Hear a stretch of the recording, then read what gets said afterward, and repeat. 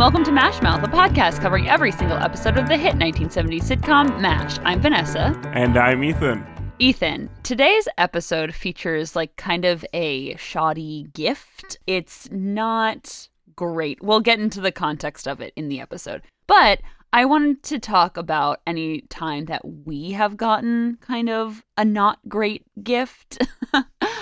So I remember during my childhood, my dad's family, they would give really bad gifts at Christmas and any birthdays and stuff. So because they were out of state, they didn't know when our birthdays were. They were very much removed from us. So I remember my grandfather sent these flea market terrible gifts. And I got this stuffed animal dog. And then I was allergic to it. I don't know how, but it was so old and disgusting that I was allergic to it and I couldn't play with it. And I was so sad because I was just a kid. I just think it's funny. And then they would send us gifts for our birthday, but they would only remember my birthday and no one else's for whatever reason. I guess because I was the first kid, so it was just oh, okay. And then my sister's birthday would come a month after mine and just nothing. Nothing. Yeah. It's just wow. I know I'm putting my dad's family on blast, but it's fine. But yeah, so that's my story about kind of getting not great gifts. Okay, so I have a similar story, actually. And I apologize to my grandma if she ever listened to this. I love you, Grandma, but this is just a very, very funny thing that happened. So around when I was 18 or 19, my grandma, for that holiday season, decided to send me, my brother, and my sister shirts that said, "I'm the middleest, I'm the youngest, and I'm the oldest." And we were me and my sister were both out of high school at this point, and my brother was fully 13 years old. What were we gonna do with these? It was such an odd, such a strange gift. Grandma, again, love you dearly. Thank you for the gift. But it was such a little kid gift that we were not annoyed that we received it. We were just we have no idea what to even do with these. We're never gonna wear these. I can't believe I haven't seen a picture of the three of you guys in those shirts. I need Simple. We haven't worn them.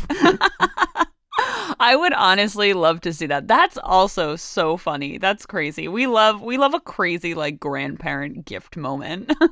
Isn't that peak grandma? Isn't that the greatest grandma thing? That's so funny. Okay, so speaking of bad gifts, we should get into this episode. So in today's episode, Payday, Hawkeye is the paymaster in charge of distributing everyone's wages. He gets an unexpected bonus for his troubles that get him very much in trouble when someone from HQ comes around to arrest him for stealing from the U.S. government.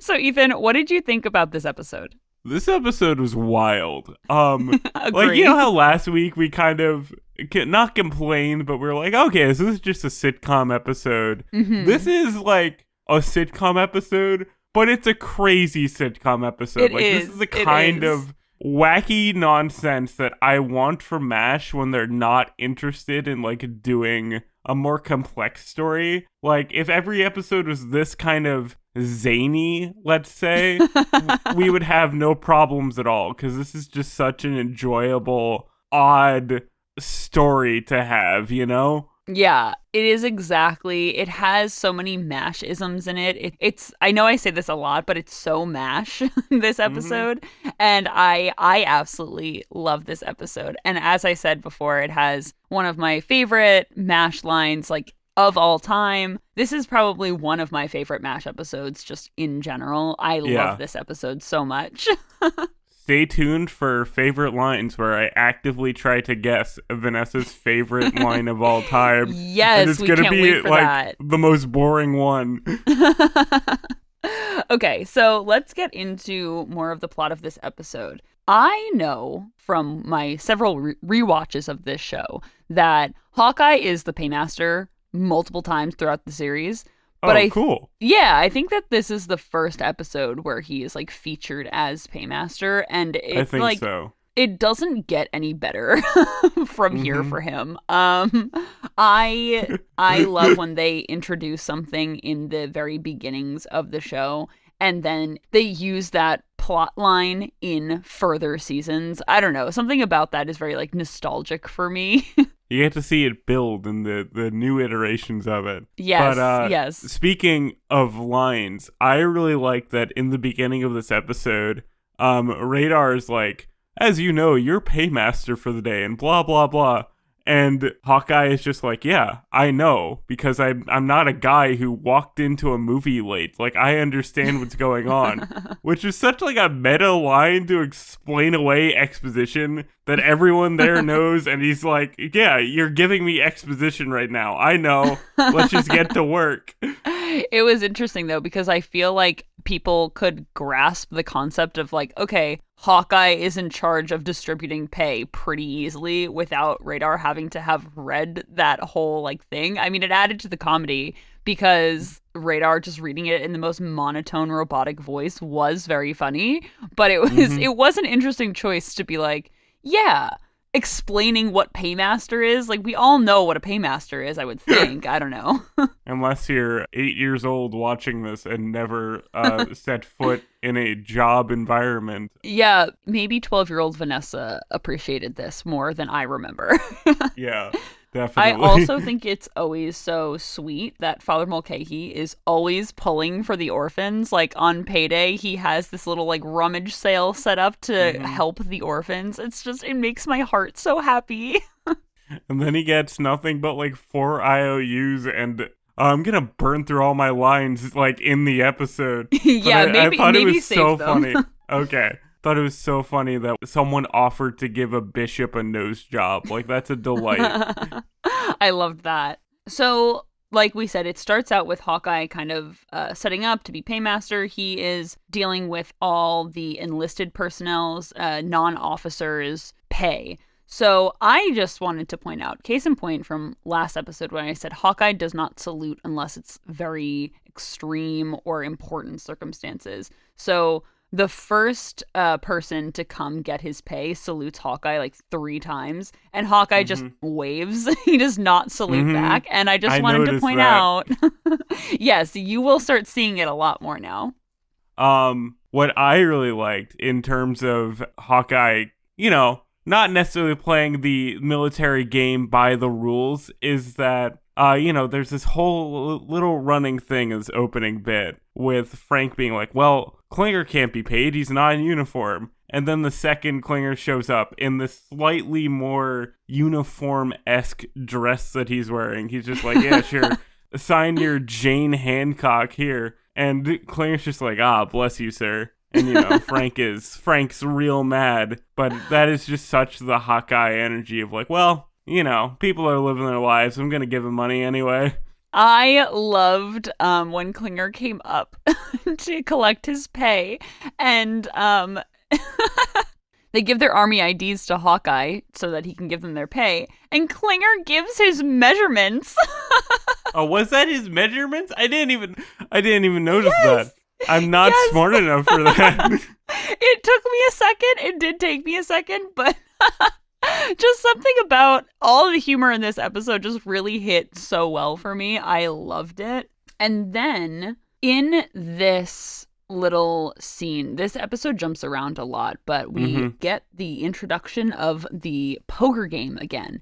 And I really liked how this one particular scene was shot from above. I think that that's always so interesting. Our boy High Haverback really always showing that he is at the top of his game when it comes to shooting the show in interesting ways. Everything with the poker games is always like well shot. Like if they're doing like good cinematography, odds are it's because they're having a poker game, like weirdly enough. But I like this poker game section a lot too, how it like ran through the episode and the way that it like intersected. Because, you know, Radar comes in and he gives Henry his payment and it just immediately goes into the poker game, which I thought, or more so with Trapper, but I just like the idea that these guys finally get some money, and they're just blowing it immediately, just gambling it away.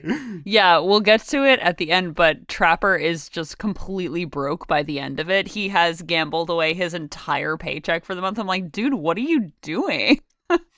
But I thought this one particular scene in this introduction of the poker game was super funny when Father Mulcahy comes in to join, and he's like gonna be gambling, and that just feels like something that a priest just wouldn't typically do, but you know that he's doing it for the orphans, and it's just so sweet. And Trapper tells Father Mulcahy, like, oh yeah, sure, pull up a seat, but no extra help, meaning like no extra help from God. And then Father Mulcahy shoots up a look at the ceiling as if like he was gonna be relying on that, but now he feels like he can't because it was he said he wouldn't. Oh my God, it was just everything, like I said, everything comedy-wise, especially with this poker game, was just so funny for me. Yes, everything with Father Mulcahy is always so fun because you get to see him kind of he never goes past his boundaries, right? But I like that he is actively participating in less than Christian activities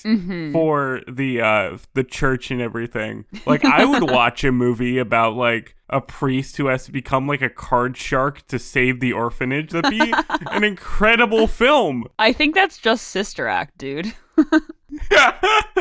Perhaps.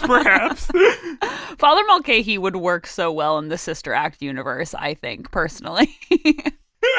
Well, we know his sister plays basketball, so maybe it is all connected. There we go. That's his sister was Mother Superior. That's it. We're here for it. This is the canon I need. So Hawkeye is, of course, expressing his contempt about being paymaster because Hawkeye doesn't like bureaucratic anything. He doesn't like to be obligated for anything. Of course, this is not new. Our little anarchist is this delightful little man. Meanwhile, I loved the scene where he's making a hot dog. Oh yeah. After he's distributed all the pay and whatnot, he has this $10 left over, and he gives it to Radar, and Radar just freaks out. He's like, "No, we have to fill out forms if there's an overage or a shortage. The forms!" And it's just very funny. It's very Radar, you know. Yeah. And Hawkeye, of course, doesn't care at all. He's like, yeah, whatever. $10, dude. So this kind of sets off the plot of this part of the story of Hawkeye just being like, yeah, well, the U.S. Army cost me like $3,000 in my private practice or like in my practice at home and this, that, and the other thing. So really, the U.S. Army owes me money. So screw them. And I just wanted to point out yes, that this little continuity corner, because Hawkeye had established before that he worked in a hospital, and now he's saying that he has a civilian practice. So I'm like, I don't know about this. Oh my God. What are we going to do here? Show ruined. Worst episode ever. Maybe he's talking about the pay that he gets from the hospital. I don't know. Maybe. But I think that's a little fishy. Yeah. I really like that in this episode, just all Hawkeye wanted to do was like make out with this like random nurse. I liked how like pure that was, that it was just the thing that he wanted to do this episode was just basically go on a pretty good date. And like honestly respect. Everything else was getting in the way. Even the crazy circumstances later. He was just like, come on, like leave me alone. Give me 5 minutes, please. Which you really felt the exhaustion here. Yeah, all he wanted to do was go on this date with this nurse, and just throughout the entire episode, we'll get into it a little bit later, everybody just kept interrupting because of this paymaster, like basically like bullshit, and he was just like, this is bullshit, guys, come on, I'm just trying to get my rocks off here.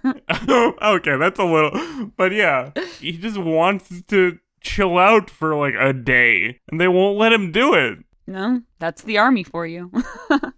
Okay, so in the beginning also of this episode, there was this one shot of this Korean vendor, and he's played by Jack Soo, who played Charlie Lee in To Market, the second episode of the series. So we get another continuity corner of Jack Soo being recast in this role. Such an odd thing, right? Because he's basically playing the same character if that character wasn't a general in the army, because Charlie Lee was like a kind of not fraud, but a bit of a con man, and he's kind of playing a con man again, but like a different guy. So it was a bit weird, but again, great to see him. Like, he has great presence and like great charisma. So it's just like, hey, it's you again. Love to see it. I was thinking that maybe this isn't even a continuity thing. Maybe this is just his alternative identity. Maybe. Right? When like the black market or something dried up and he was found out or something like that, there could be any number of possibilities, why he would need to change his identity. So maybe this is just him just changing his identity. That's so fun. I will, I'd read that fan fiction and or write it. Who knows? I'm into it. So like you said, he almost played like a con man. He was a vendor. He was just trying to make his money. And he sells Frank this string of pearls and also an imitation set of pearls. And this starts out, I guess, what would be the main like B plot of the episode. This is great. This is so funny. I really liked this part of the episode because it was all a like con job from Margaret. Like, she doesn't normally get to do these kind of like Ocean's 11 style like heist things that Hawkeye and Trapper usually get up to. But she realizes very quickly that Frank is gonna give her the imitation pearl set. So she kind of finagles her way into getting the real one. And I just thought her whole scheme was very funny and very subtle too. Because I don't know how pearls work, so I didn't know if she was telling the truth or not. But like, when it all kind of comes to plan and, things work out, it was just really fun to see her have this little success and kind of be more on Hawkeye's level than ever before, honestly.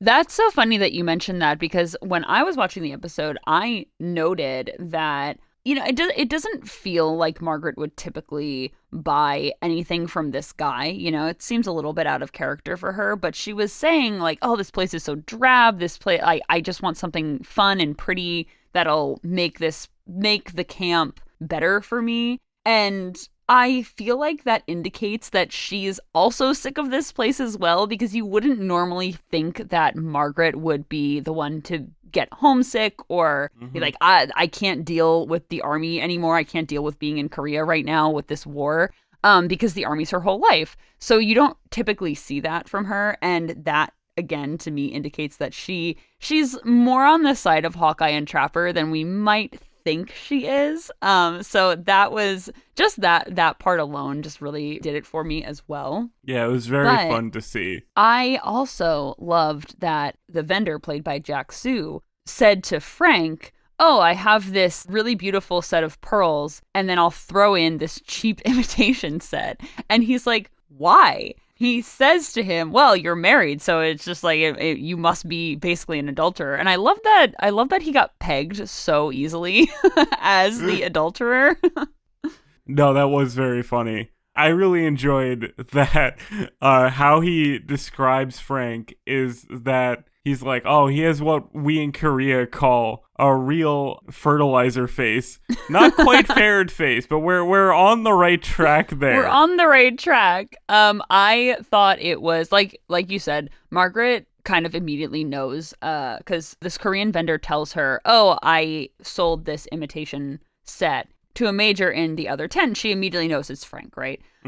So she knows that he bought this real set of pearls for his wife and is going to give her this like cheap imitation set and just kind of play it off as if they're real. And so she says to him when he gives it to her that if you rub the pearls against your teeth, either real ones feel grainy and fake ones feel smooth, or the other way around, something like that. And I just want to say that my entire life, after watching this episode as a child, every time I saw a string of pearls in my mother's or my grandmother's jewelry box, I would rub that shit against my teeth so much, being like, is this real? Is this real? Is this real? But to this day, I don't know if that's a real thing to do and which one is which, because obviously Margaret was trying to like get one over on Frank, so she would say, whichever one. And so I have a special place in my heart for this when they're both like rubbing the string of pearls against their teeth. It's just so funny for me. See, way back, a good few episodes ago, like in season 1, you had mentioned something about like, oh, this scene's weird because like in the COVID times, like you wouldn't blow on it was like them blowing at a birthday cake, and you're like, that feels weird. And I wasn't necessarily thinking about COVID, but like Margaret rubs her teeth on these pearls, and then immediately when she's not looking, Frank also like rubs his teeth on them. I was like, don't do that. That's how you spread germs. You're both gonna get sick. You don't know where this prop has been. That is so funny. That's hysterical. This was just so, I don't know, everything about this pearl scene. I knew that this was gonna be in this episode, and I was so hyped for it, and I was like, I just love it. And then I thought this was like kind of risque for the show to do, showing like Margaret in the shower as Frank swaps them out. I was like, ooh, that feels a little racy for 1974 CBS or wherever this aired. You don't see it often. I feel like you see the guys in the shower a little bit more, but it's not completely devoid of, I guess, the women showering. But yeah, no, it feels like any type of nudity back then feels like very risque almost. So that was, I feel like, the first time we had like a nurse actually like in the shower. I don't know. Yeah. And then her little like laugh that she does after she notices that Frank swapped out the pearls, it was so good. Like I said, when I was watching this when I was younger, I don't know if I understood that that's what she was doing necessarily. I mean, watching it as an adult, I obviously got it, but for context, she says that, oh, when you feel it on your teeth, like that's the fake one, and she made it seem like Frank actually gave her the real one, so he switched it to give her the actual real one. I was like, Margaret, you're so clever. I love you. What a con man. What a delightful little scamp when she wants to be. I know, I loved it. So, we kind of go from one con job to another fraud. Let's talk about the main plot, really, in this episode, which I thought was so good. It reminded me a lot of the episode The Incubator for a few reasons. There's a character from that episode in this episode later, but in The Incubator, Radar tells Hawkeye and Trapper, like, oh, you should have came to me first, because I'm the man who knows how to get things. And then when Hawkeye is complaining very offhandedly while making a hot dog about missing out on $3,000, apparently Radar takes very serious note of that and just casually defrauds the U.S. government of $3,000 and just gives it to Hawkeye. And I looked it up on inflation calculator, and $3,000 back then would be $35,000 now. So Hawkeye was gonna get in trouble for sure. This was not a small sum of money. Yeah. I love that Radar did this because Hawkeye gave him the $10 surplus, as if these two are equivalent. Yeah, and it's just like, Radar, why did you take him seriously? What are you doing, dude? And Radar was just like, hey, you just fill out enough forms, you're gonna get whatever. We love con men. This is a big con man episode. It's a big con episode. I wanted to mention, so Radar gives Hawkeye this $3,000. First of all, they got it extraordinarily quickly. Like, Radar fills out the form, and then in a matter of hours, they just have $3,000 at their camp. Okay, all right. That may be the most unrealistic thing. He can get things done, okay? The little man knows what he's doing. That's true. I shouldn't question Radar's abilities. So Radar gives this $3,000 to Hawkeye in the Officers Club. And I don't know if you noticed this, but the bartender, Hawkeye says, he calls him Mr. Quang. And I'm like, This is not Mr. Quang from like 2 episodes ago. What the heck? See, that I just took as a different man with the last name of Quang and or Quan. Because, that's a fairly common last name. I did not clock that as like a recasting. I was just No. like, yeah, that's another This to man me, with this the to same me is name. another continuity issue, and I'm like, bruh, what the hell? We're gonna have to go back to when they first introduced the Officers Club and see what the bartender's name is there to see if it is a continuity failure and or just two men sharing the same last name, because you never know. It's for sure possible. I'd love to think that maybe, but I'm pretty sure that the bartender there is named Mr. Quang. I could be wrong, but we will figure this out. We'll get to the bottom of this. I really liked in the scene. Again, all Hawkeye wants to do is basically date this girl for the evening. And then when Radar gives him the money, she's like, oh, I think I'm in love, which is very funny. And then he knows that it's a very serious crime, so he basically tries to get rid of it as soon as possible. He's not grateful at all.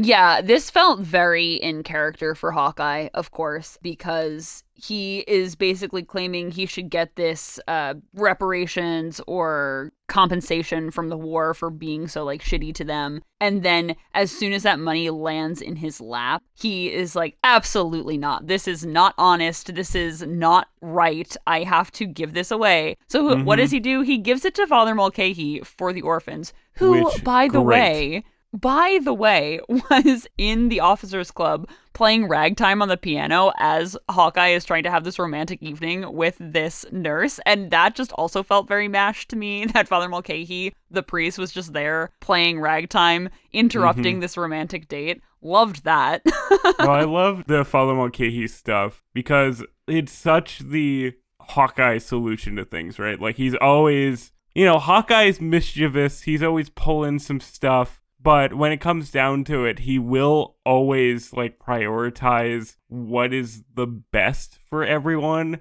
So his solution to giving away this money is not to return it to the U.S. government. He's like, no. There are people who need it more, such as the orphans from Mother Teresa, which I just greatly enjoyed the fact that Hawkeye just always chooses, like, the right thing in the end, and he does this so casually. He's just like, yeah, here you go. I don't want this money.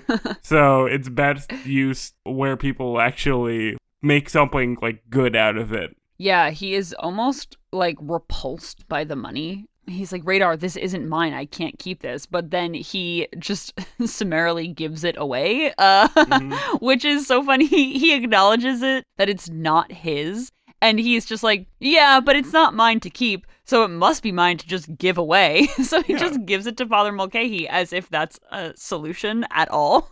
He doesn't even think, oh, I have to give it back to the U.S. government. It's immediately, oh, I have to give this to a better cause. And if it's not me, then I'm off the hook, of course. I mean, Hawkeye, as we've talked about, really doesn't enjoy the military bureaucracy. So why would he give it back to that system when he could give it to some people so they could have food and blankets, everybody? Yeah. Like, come on. No, definitely. I think that Hawkeye made the right decision, and I think that most people would think that Hawkeye made the right decision.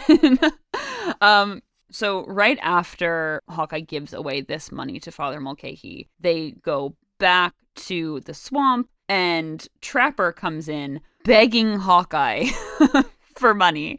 And like you said, Hawkeye just wants to go on a date with this nurse and have it end happily, and everybody is working against him. And Trapper's like, "Come on, let me steal money. Let me borrow some money from you. Let me borrow some money." It's established that Trapper apparently has terrible luck. Oh, he's like the worst gambler in the world. Yeah, apparently. What does he do? He steals Hawkeye's watch, and that was just the breaking point for me. I was just in hysterics after this. Okay. And it was just, I was just like, what is happening in this episode? This is just too insane. Because Hawkeye and Trapper have this whole exchange about how Trapper's luck is terrible when it comes to gambling. And then he steals his watch at the end of it. And I was like, what's going on? This is so crazy. This episode is a Rube Goldberg machine of building consequences.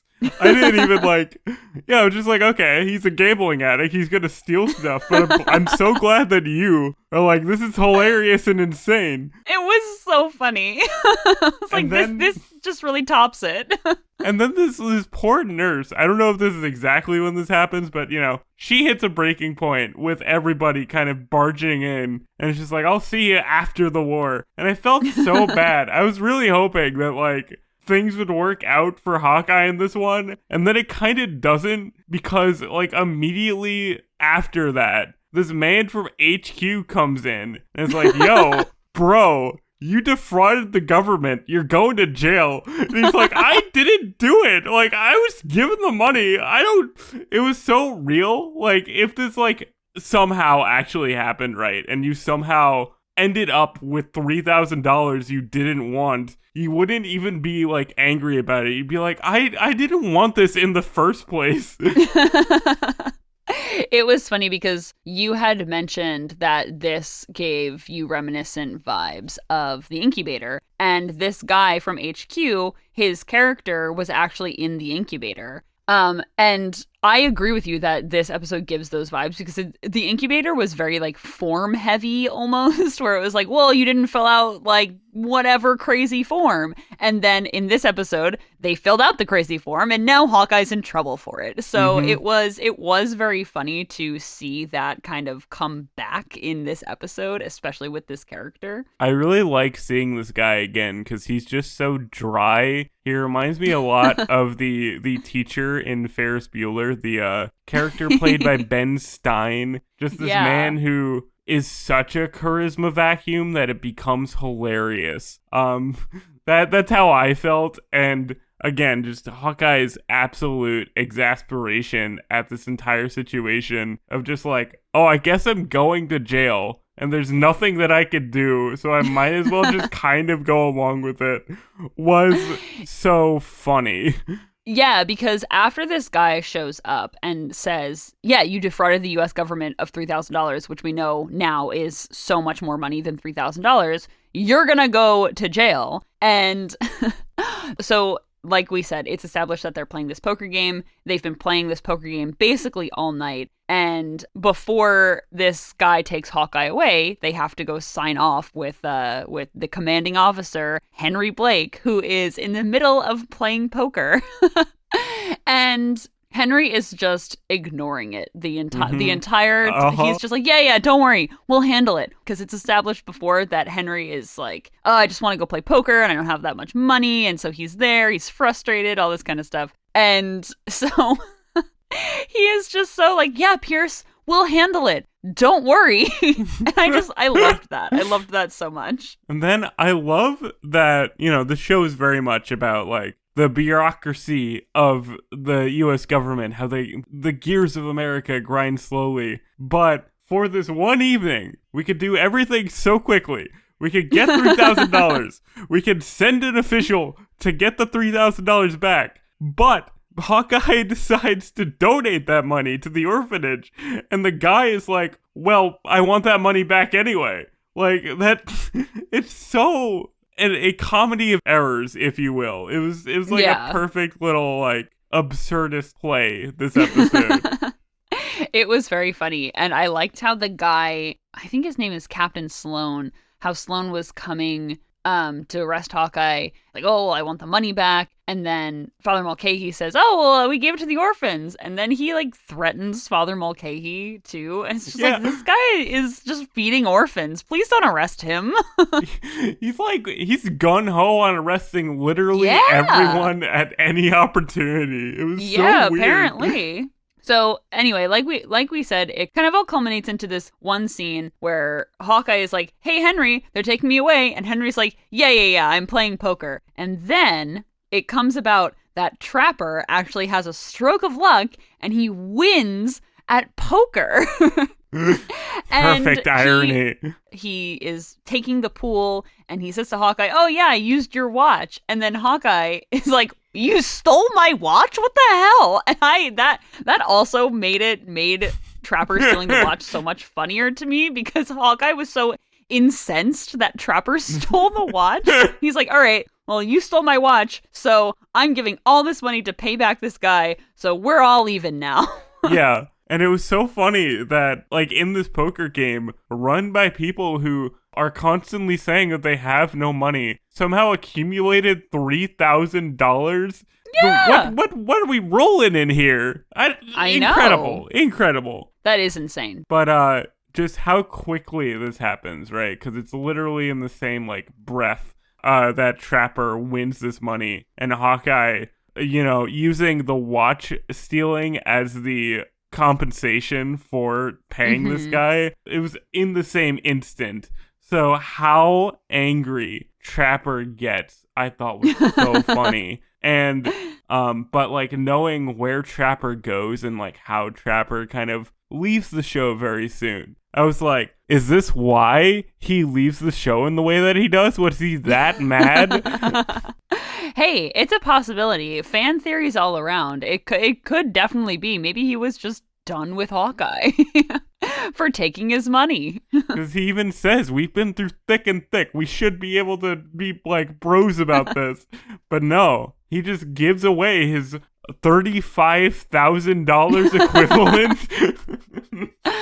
And, okay, also, not on that exact point, but the fact that the guy just automatically takes it instead of being like, no, I'm not taking this because you still defrauded the US government. So he just accepts these poker winnings as compensation for the $3,000 that Hawkeye allegedly stole. And it's like, well, that really doesn't solve anything, but okay. See, here's where it works, though, because this man knows that he donated it to the orphanage. So maybe in his like actual human soul, he's like, okay, so that's like he did a good thing here. Like, yes, he stole from us, but it wasn't like he blew it all on like booze or whatever. So like that's true. The money's gone and then he gets the money back, so it's not like any harm was done. I'm gonna defend this man for a bit. Yeah, that's true. And I also feel like that's almost, it was not necessarily supposed to be like hard commentary, but I feel like that was a little bit of like wink, wink, nudge, nudge. Isn't the US government just so incompetent that they're like, oh yeah, you stole money from us. As long as we get it back, we don't really care. I mean, fair. Like if someone stole money from me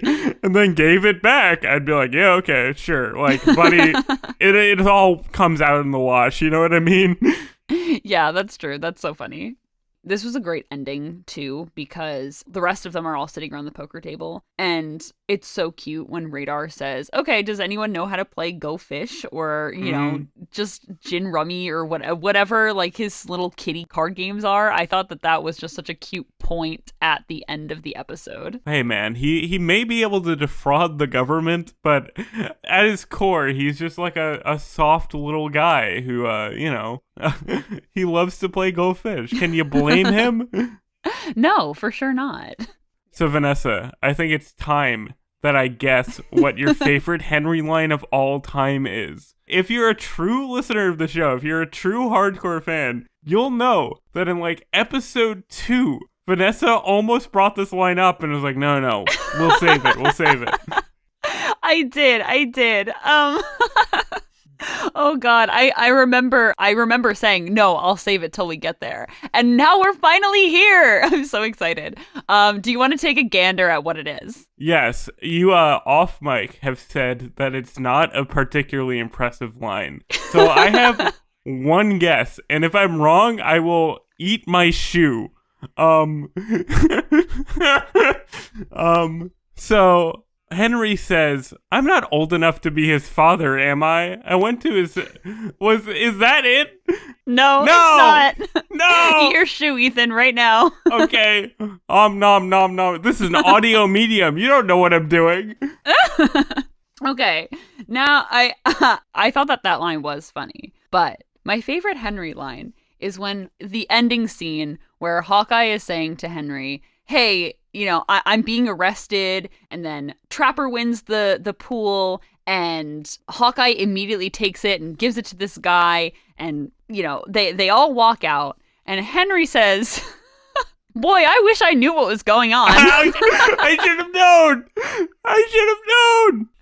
And right before we started doing this show, I had watched this episode. And I was on the floor just dying because I feel like that encapsulates Henry Blake so well. Hawkeye, the main character of the show, the best surgeon that they have at this I minute. knew what was going on. He's about to get arrested for defrauding the U.S. government of a very large sum of money. And then he narrowly escapes it. And Henry just sits back and goes, boy, I wish I knew what was going on. I should have known. It's my favorite line of the show. It's my favorite Henry line. This might be just like in general one of my favorite episodes of this show. I know I said that at the top, but it really truly is. See, I went for the more sentimental route. I was like, you really like the Radar Henry relationship. And I thought that I don't look old enough to be his father, do I? Was the final nail in that. Like, I thought you were going to really resonate with how father-son they are. But yeah, now that you've said that, I'm like, no. The I don't know line, just that tracks. That is Henry incarnate. I need that on a magnet. I need that on a shirt. I need that everywhere because honestly, I don't know what's going on half the time. So to Redbubble we go. Okay, so do you have any other lines that you really liked in this episode? We already know my favorite. Have to shout out this really simple line that I think Henry says when Klinger is deciding to bribe him with like the little bit of money he has. Yes. He says, Klinger, you're lower than a pregnant snail. Like that is peak Henryism right there. Like who thinks of that? It really is. I loved that too. I loved that scene. We didn't get to talk about it, but I loved that when Klinger gives Henry this money and Henry goes, what is this? And Klinger just does not mince words and says, this is a bribe. Oh, okay, thanks. Good job, Klinger. Which is so in character for him too, because he's not shy about wanting to get out of the army. It's true. Have to also shout out that apparently Hawkeye's go-to flirt line is just calling various women lip sandwiches because he called one before. And in this episode, he called the girl he's dating a lip sandwich as well. And she's like, that's so cool. Which is just so odd. That is not the compliment I would like to hear in that situation. Please and thank you. Yeah, that's a little gross, I think. I would not want to hear the words lip sandwich come out of anyone's mouth.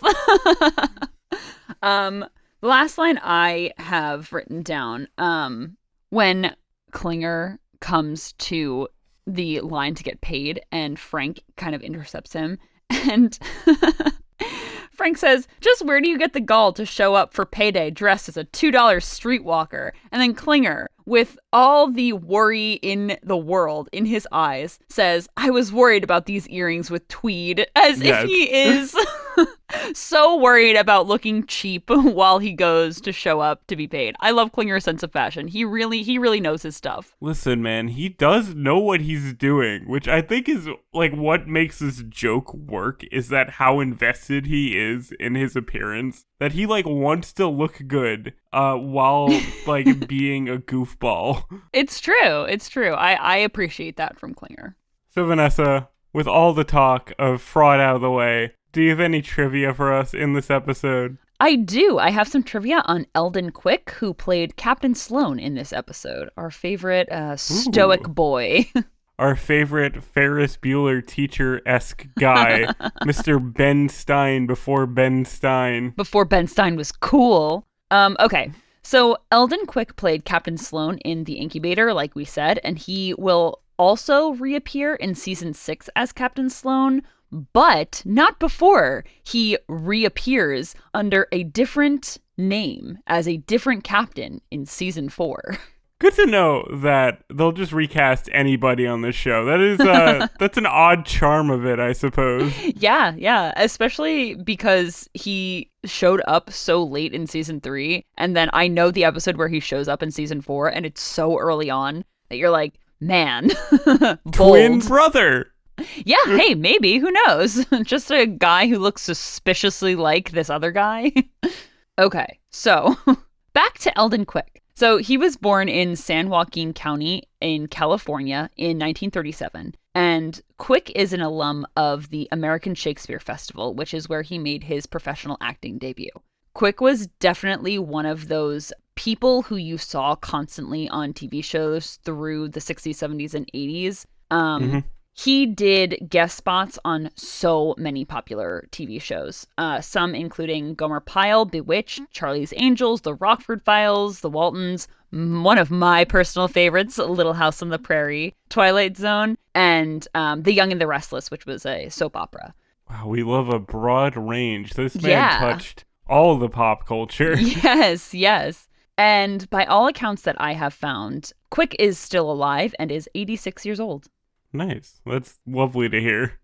Perhaps he'll guest on this podcast if we ask him to. Would love that.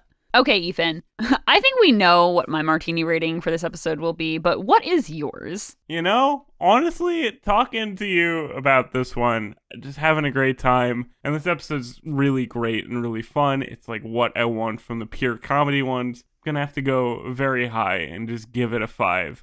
In my heart and soul, I would just be a jerk if I give it lower than a 5. Agree. I'm at a 5 as well. I think that as an episode of the show as a whole, it's probably more along the lines of like a 4. But just in my heart of hearts, I know that this is for sure a 5. I think that this might be one that I would show somebody to introduce them to MASH because absolutely. It's so like zany and so crazy and so many moving parts that with the comedy being as good as it is too, I think it kind of just encapsulates the characters really well about who they are and what they're all about and stuff like that. So definitely a 5 out of 5 for me. This episode is just like a pure good time, and I will always really appreciate those episodes so much. And have to shout out the writers of this episode. They really knocked it out of the park with so many of the heavier dialogue scenes. They just like jokes on top of jokes on top of jokes just so quickly, and I always really, really appreciate that because like we've said previously, it makes it feel really realistic, but also still being so funny. So I really, just no complaints. Yeah, and it has your favorite line of the show of all time. So like, they did a good job. Yeah, absolutely. Definitely.